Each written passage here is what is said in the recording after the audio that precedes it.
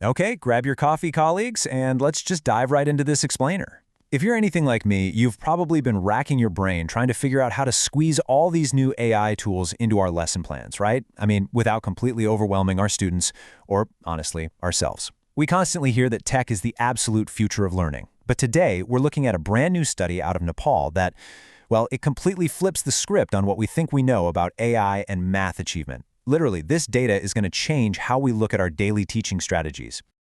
Listen to this, team. We usually just assume that throwing more digital resources at a problem is going to fix it. It's so tempting, isn't it? You see a kid struggling with fractions, so you just point them to a digital tutor or some AI practice quiz. But what if we're actually making things worse? We seriously have to ask ourselves, is giving our kids more screen time actually hurting their math scores? Let's look at the reality on the ground here.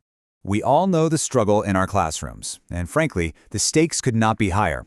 Right now, only 28% of students in Nepal meet baseline proficiency in mathematics. Just 28%. I mean, that is a staggering number, and it perfectly illustrates why educators and policymakers everywhere are so desperate for some kind of digital silver bullet. We just want AI to be that bridge that closes this massive learning gap.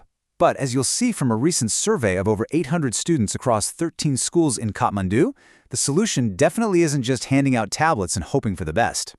So when researchers actually asked those students how they feel about these tools, they found a super fascinating split. It turns out nearly half the students, about 49.4% to be exact, only have a moderate acceptance of AI, and another 15% completely low acceptance. So what does this tell us? Well, it tells us our students aren't just universally embracing AI. Not at all. They're actually approaching it with some real hesitation. They might scroll social media for hours on end, but when it comes to leveraging AI for a complex algebra problem, they're unsure if it's reliable, or they just kind of don't know how to prompt it correctly.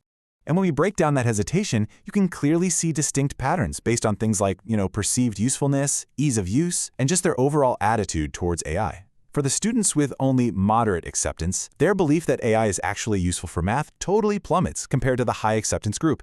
It really proves that without our direct pedagogical guidance, these tools just sit there. Or honestly worse, they become a source of profound frustration. A kid really needs to believe the tool is both easy to use and genuinely helpful. Otherwise, the technology isn't a tool, it's just another obstacle in the classroom. Okay, but here is the real plot twist in the research. How much time should our students actually spend on these devices? Well, the data shows that 1 to 2 hours of daily digital use absolutely boosts math scores. It gives them access to interactive exercises, immediate feedback, all that good stuff.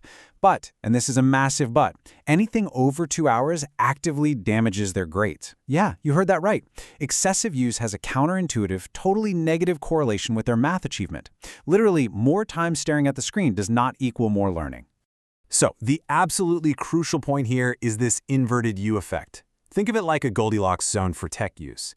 The inverted U hypothesis basically tells us that digital engagement supports math learning only up to an optimal threshold. Once you push students past that 2-hour mark, bam, they hit a wall of what we call technostress. Technostress is what happens when the cognitive load of managing, multiple tabs, notifications, and clunky AI interfaces totally overwhelms their working memory. It leads to multitasking and diminished attention, sapping the exact mental energy they desperately need to solve a complex math problem. So how do we fix this in our own lesson plans tomorrow? We have to step up as the pedagogical guides, not just content providers. We really need to enforce that 1 to 2 hour time limit. Think of it like turning over an hourglass on their screen time to protect their focus. Plus, we've got to make sure AI is just one puzzle piece that pairs securely with offline critical thinking. We're talking about combining those AI-generated practice questions with your own teacher-led, project-based discussions. That way our students actually grasp the concepts instead of just, mindlessly copying and pasting answers. And look, for any of the administrators and policymakers listening to this explainer, simply dumping tech into schools just isn't going to cut it anymore. We need highly structured investments.